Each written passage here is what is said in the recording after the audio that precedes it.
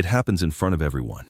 Thomas Mitchell is still standing beside his son's casket when Victoria Hale Mitchell turns toward him with dry eyes and a set jaw and says the one thing nobody in that room will ever be able to unhear.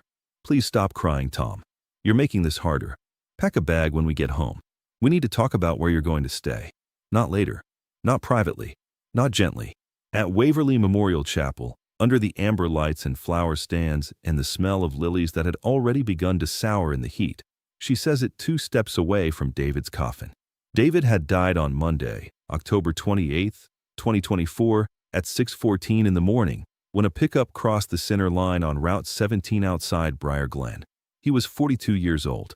He had been on his way to a job site review for Norfield Structural. Coffee in the cup holder, blueprints in the back seat, and an old voicemail from his father he had not yet returned.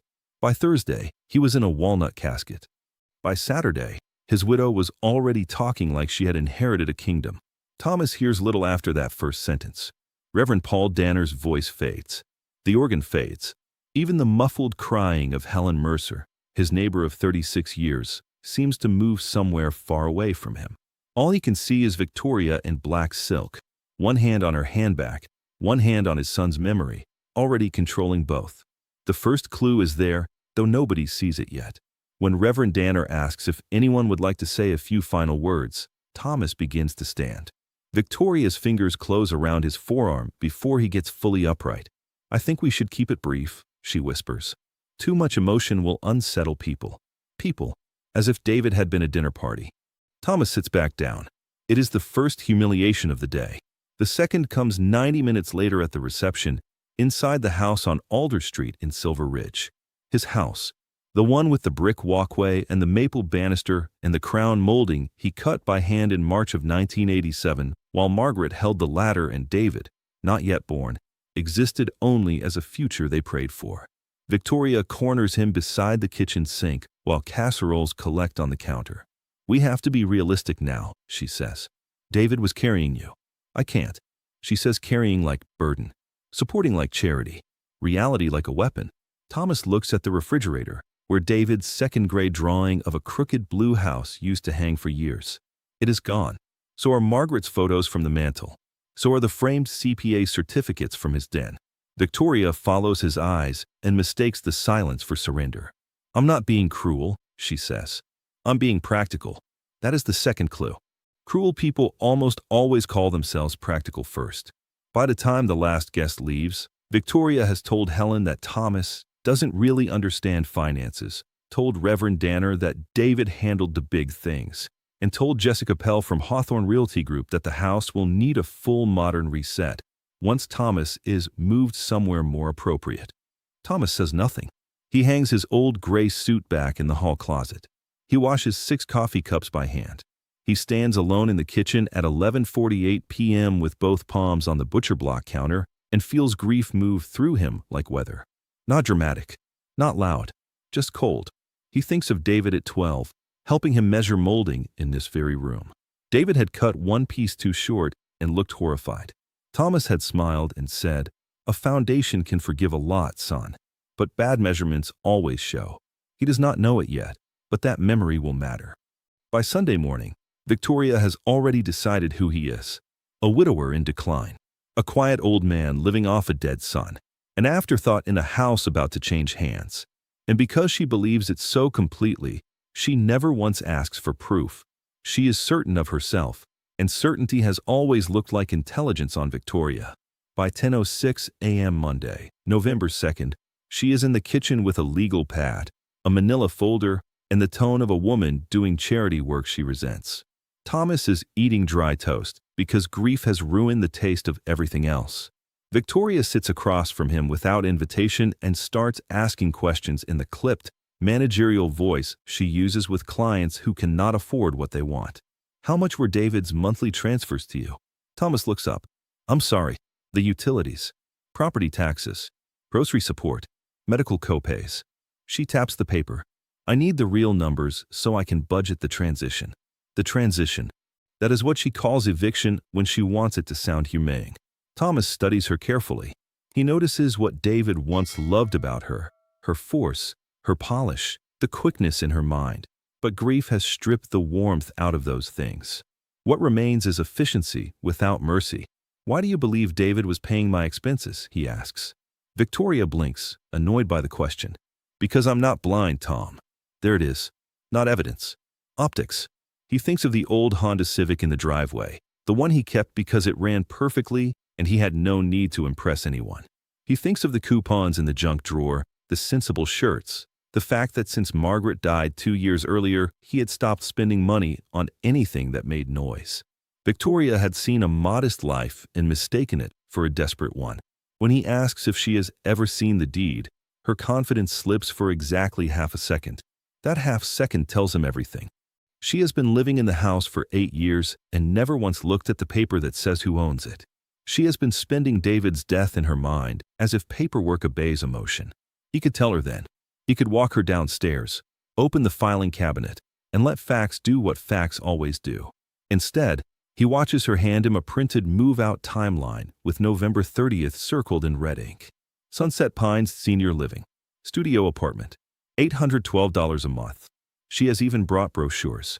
There is something almost childish in the cruelty of it, as if she cannot imagine that a man who built a life before she existed might still understand its value better than she does. That afternoon, she calls Jessica Pell and 2 other agents to take an informal look at the property. Jessica arrives in camel heels with a tablet in hand and says, while standing in Thomas's foyer, "The bones are beautiful. Shame the interior never kept up." Thomas hears it from the staircase. He hears Victoria laugh. He hears Jessica say, "Once title settles, you'll do great things with this place." Once title settles. That line matters. Jessica is not only believing the lie, she is professionalizing it, turning assumption into social fact, turning a grieving man into a staging inconvenience. And yet, even then, Thomas does not come down the stairs. He goes the other way. He descends into the basement, where the air is cooler and drier and smells faintly of cedar and paper. The 4-drawer filing cabinet stands where Margaret used to joke it would outlive them both. Each drawer is labeled by decade. Each folder is tabbed. Each receipt is dated. The order comforts him. It always has. He opens the bottom drawer and finds the folder marked 447, Alder Street, Purchase/Construction/Title. On top is the land contract dated March 14, 1987. Buyer, Thomas Mitchell. Purchase price, $46,500. Under it is the build agreement with Halpern Custom Homes. Fixed contract, $82,000. Under that is the deed recorded April 3, 1987. Sole owner, Thomas Mitchell. He does not smile. This is not satisfaction yet. It is steadier than that. It is grief meeting structure. It is memory acquiring teeth. Then he pulls the second folder. Trust execution date, June 11, 1985. Restatement after Margaret's death, September 3, 2022. Balance as of October 31, 2024, $853,412. David's status, lifetime beneficiary, no controlling interest, no power of appointment, no title to trust property. Thomas sits down on the basement steps with the folder open across his knees and lets the silence settle around him.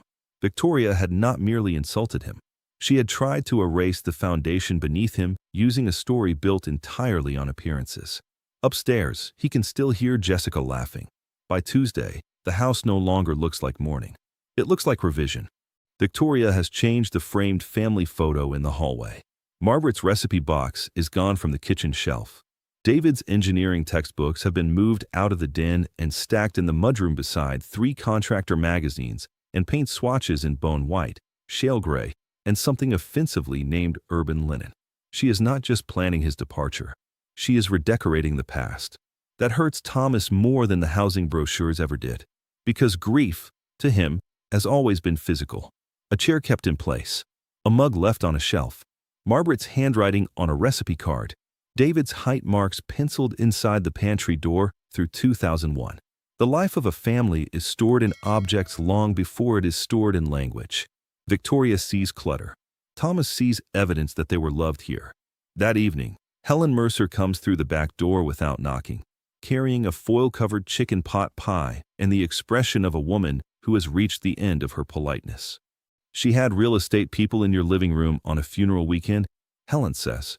Tell me I heard wrong. You didn't. Helen sets the dish down harder than necessary. I should have said something. Thomas shakes his head. No, you're protecting her. No, he says quietly. I'm timing her. Helen studies him. She has known him since Ronald Reagan was president. She has seen him grieve Margaret, sit through chemo with his sister, and once rebuild an entire deck in 3 days after a windstorm because he refused to let water get under the foundation seam. She knows that when Thomas goes quiet, he is not retreating. He is aligning. What did you find? She asks. He tells her enough. Not all. Just enough to let one honest witness carry the weight with him.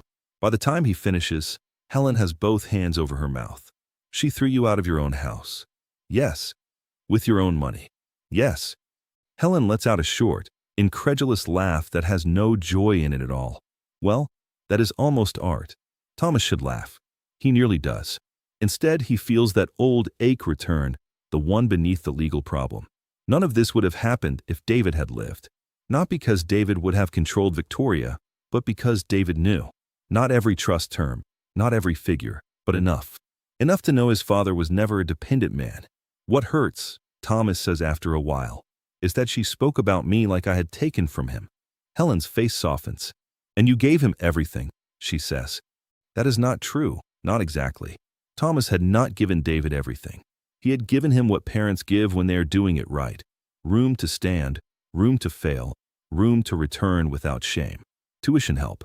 The down payment Victoria always believed came from David's savings. The check that covered the first year of fertility treatments they never discussed again. Small rescues disguised as luck. He had given him foundation. Late that night, after Helen leaves, Thomas goes into the den and opens the desk drawer where he keeps David's last birthday card. 42. A simple card. Blue envelope. Inside, David had written, in blocky engineer handwriting, "Thanks for teaching me that strong things don't have to be loud." Thomas reads that line twice.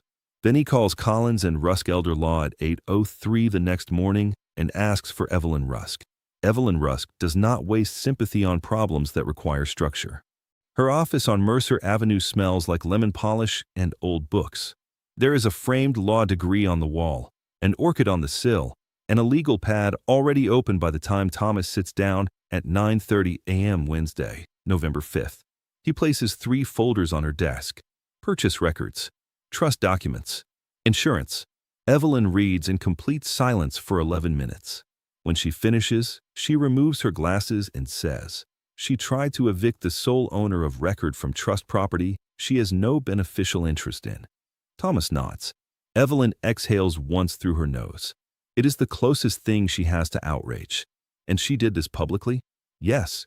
In front of professionals? Yes. Good, Evelyn says. The word surprises him. She notices. Not morally good. Legally useful. Then she begins. House title remains exclusively with Thomas. David never held title. Margaret never held title.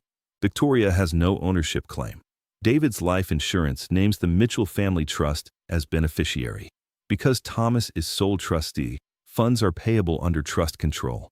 Victoria may be entitled to David's personal effects and whatever was explicitly devised in his will, but not the house, not the policy, not the trust corpus. She says all of it with such surgical calm that Thomas feels something inside him steady for the first time since the funeral. What do you want? She asks. The answer comes faster than he expected. Boundaries. She nods once. They draft formal notice that Victoria is an at-will occupant whose permission to remain is terminated in 30 days. Same timeline she offered him. No malice. No raised voice. Just symmetry. Then Evelyn suggests a private service. Thomas says no. Not because he wants spectacle. Because Victoria chose a public story. She told it in rooms. She told it at the chapel and the house and the office and to clients. Truth, then, must reach the same air. Evelyn studies him for a long second and understands. By noon, she has arranged a meeting at Hawthorne Realty Group for the following morning. Present will be Victoria, broker Lydia Crane, and, as a courtesy, any agents who have been discussing or evaluating the Alder Street property. That means Jessica Pell will be there. That evening, Thomas receives a text from Nate Barlow, David's closest college friend. I just heard what Victoria's been saying. Can I stop by? Nate arrives at 7:20 carrying supermarket coffee and the posture of a man embarrassed by his own delay. He apologizes before he sits down. "I believed her," he says. "Not all of it, but enough." Thomas appreciates the honesty. Nate rubs a hand over his beard and looks around the kitchen. "The stupid thing is David used to talk about you all the time. About how organized you were. How you saved his tail twice when he overspent in his 20s. How the house was your masterpiece. So why believe her?" Nate gives a humorless smile. "Because people expect old men to be carried." Thomas looks at him for a long moment. That, right there, is the whole disease. By the time Nate leaves, Thomas understands something important. Victoria's cruelty has not operated alone. It has fed on a social habit. The quick, lazy assumption that age is dependence, that modesty is weakness, that the loudest person in a room must also be the one in charge. The next morning, he dresses in a navy suit he has not worn since Margaret's burial. He knots his tie carefully, not for victory, for witness, because by 10 a.m., the papers will begin speaking. She thinks, at first, that she can still control the room. Victoria is standing near the conference table at Hawthorne Realty Group, hands clasped, jaw set, dressed in cream slacks and a charcoal blouse that says composure to anyone who does not know fear when they see it. Lydia Crane is beside her, broke her smile in place. Jessica Pell sits with one leg crossed over the other, phone face down on the table, trying to look detached. Then Thomas walks in with Evelyn Rusk. And the temperature changes. No one needs to be told why. Evelyn introduces herself. Lydia nods. Victoria says, "This really could have been handled privately." Thomas looks at her and thinks of the funeral chapel, the reception, the house tour, the brochures. "Could it?" he asks. Then Evelyn opens the first folder. She does not dramatize. She simply lays the deed on the table and slides it forward. Recorded April 3rd, 1987. Sole owner, Thomas Mitchell. Jessica leans in before she means to. Lydia takes the paper next.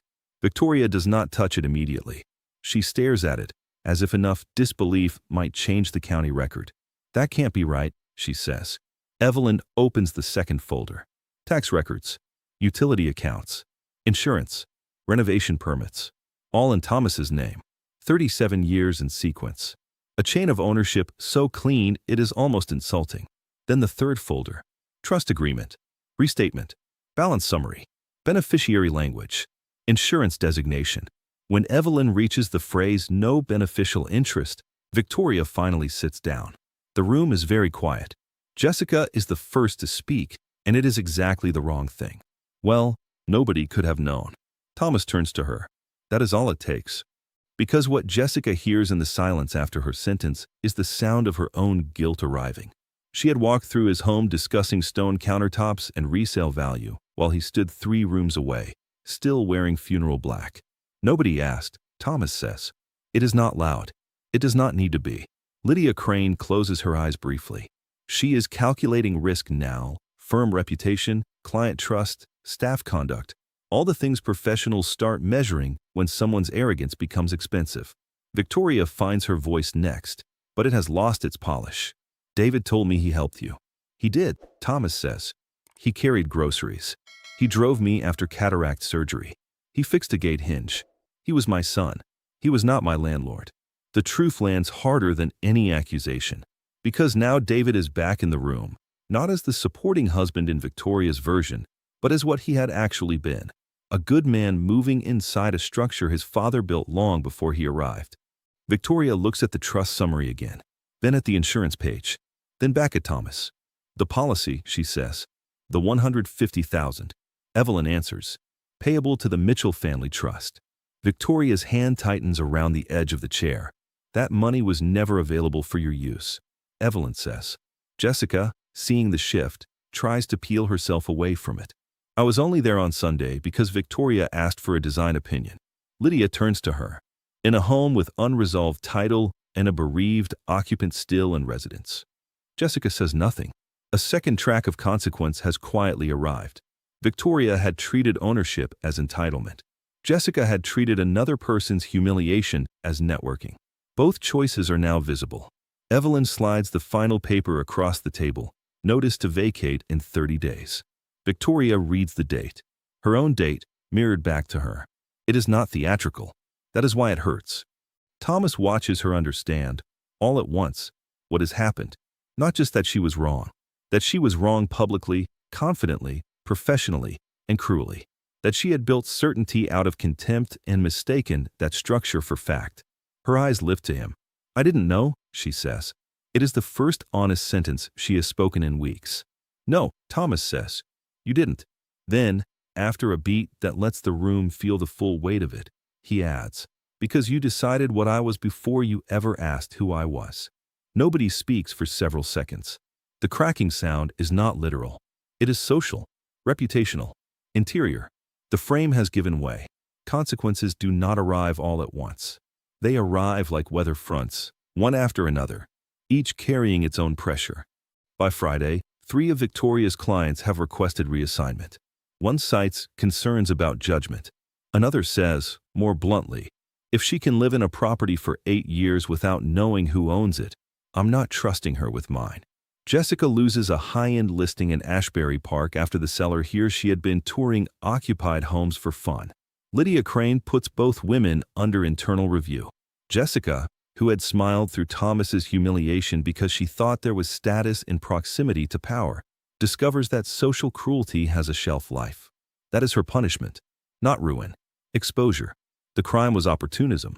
The consequence is lost credibility. Victoria's punishment is different because her crime was different. She was not merely careless.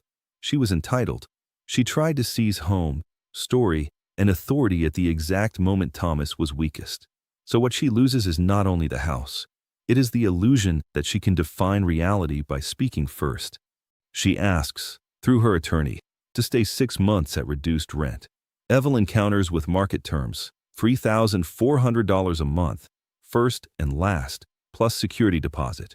A lawful tenancy, properly documented, no sentiment. Victoria cannot afford it. The woman who spoke of Sunset Pines brochures as if Thomas should be grateful now faces apartments in neighborhoods she once mocked to clients. Again, not excessive. Precise. That Sunday, Helen brings coffee and local gossip. "You are the most discussed man in Greystone," she tells him from Margaret's old kitchen chair. "I was hoping to avoid fame. Too late." She blows across the lid of her cup. Jessica is suddenly posting Bible verses about humility. Thomas actually laughs then, the first real laugh since David died. It catches him off guard. It feels almost disloyal for a moment, until Helen reaches across the table and covers his hand. "Grief is allowed to breathe," she says softly. That afternoon, he goes through the box of items Victoria has left stacked in the guest room. David's Little League glove, Margaret's handwritten lemon bar recipe, a folder of school papers, one crayon drawing of the house labeled in childish block letters, "My dad and Papa's house." Thomas sits on the edge of the bed and cries for the first time without interruption. Not because Victoria is leaving, because David is gone. All the legal victory in the world cannot alter that fact. This is where the story changes shape. Because the deepest wound was never the eviction threat. It was the possibility that David's memory would be twisted into a weapon against the father who loved him. Now that danger has passed. The documents have done their work. The lies have collapsed under their own weight. What remains is the harder task, living inside a house that has survived both building and betrayal. 3 weeks later, Victoria returns with a medium cardboard box and a face Thomas barely recognizes.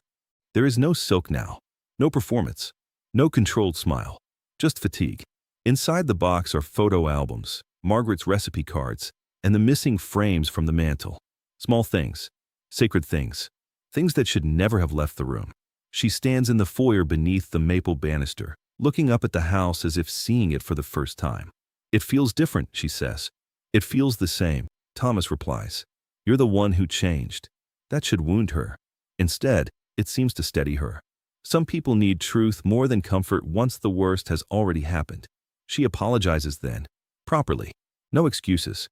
"No, if I hurt you." No blame on grief. She says she was cruel. She says she mistook quiet for weakness. She says she thought David's steadiness came from her marriage to him and only now understands that it had been formed long before she arrived. Thomas listens. Forgiveness, he has learned, is not the removal of consequence. It is the refusal to poison yourself carrying someone else's failure forever. So he gives her something smaller than absolution and larger than punishment. He believes that she means it. Then he lets her leave. Winter passes. Then spring. Thomas repaints nothing. He renovates nothing. He restores. He rehung Margaret's photographs exactly where they had been. He put David's textbooks back in the den. He polished the maple banister himself on the second Saturday of April, kneeling with a soft cloth and old oil as if care itself were a language. In June, with Evelyn's help, he amended the Mitchell Family Trust, not to punish the dead, to serve the living. He allocated $200,000 to establish the David Mitchell Foundation for Skilled Trade Scholarships, aimed at students in Greystone and Briar Glen who wanted to study engineering, carpentry, drafting, or electrical work, but did not have family money behind them. If David had inherited Thomas's steadiness, he had also inherited his respect for hands that build things. By August, the foundation had awarded its first 6 scholarships. By the following spring, it had 12. Helen called that the classiest revenge in Ohio, which made Thomas smile and Evelyn roll her eyes. But it was not revenge. Not really. It was reclamation. The foundation Victoria had tried to weaponize against him became the foundation he widened for other families. The house she treated as an asset became a place where scholarship interviews were held at the same kitchen table where she once slid him a brochure for his senior studio. The very symbols of his supposed helplessness, his age, his records, his patience, his quiet, became the mechanism by which truth held and dignity multiplied. 14 months later, on a bright December morning, Thomas stands in the front hallway of the Alder Street house, while 3 scholarship recipients laugh in the kitchen over cinnamon rolls Helen brought too early. One is an 18-year-old girl headed into civil engineering. One is a veteran retraining in residential electrical systems. One is a boy from Briar Glen who wants to become an architect because, in his words, houses should mean something. Thomas looks up at the crown molding David helped cut at 12 and thinks, not for the first time, that life is strange in the way it returns things. Not as they were. Better shaped. Better named. Victoria, he hears from Nate, is living in Columbus now. Smaller office. Smaller apartment. Better reputation, slowly rebuilt. Jessica left Hawthorne altogether and now works in property management 2 counties over, where discretion matters more than charm. Lydia Crane instituted a formal ethics review policy for occupied family properties after the incident. Even that damage produced a boundary other people might now be spared from crossing. Multiple lives changed. Not by spectacle, by correction. Thomas never remarried. That was not the story he was given. But he did not end alone in the way people mean when they say that with pity. The scholarship board met at his house every quarter. Helen still came in the back door without knocking. Nate visited every few weeks. Reverend Danner stopped by some Thursdays to sit on the porch and talk about David. There was, in other words, a life. A real one. With structure. With use. With memory that had not been erased, only defended. And if anyone asked Thomas now what the worst moment had really been, he would not say the funeral. He would not say the brochures or the insult or the office meeting. He would say the moment he looked around his own home and realized someone thought they could rename the foundation of his life because they had mistaken gentleness for surrender. He knew better now. Gentleness was not surrender. Silence was not emptiness. And grief, when carried honestly, was not weakness. It was proof that love had been there first. Thomas Mitchell would later say that a strong foundation does not shout. It simply holds, long after weaker structures crack. In David's name, his scholarship fund had grown to 12 students, 2 advisory partners, and 1 annual workshop hosted right there on Alder Street. The truth of a life cannot be erased by the confidence of someone who never built it. If this story moved you, share it with someone who needs to hear it. And if you haven't yet, please subscribe. New stories drop every week.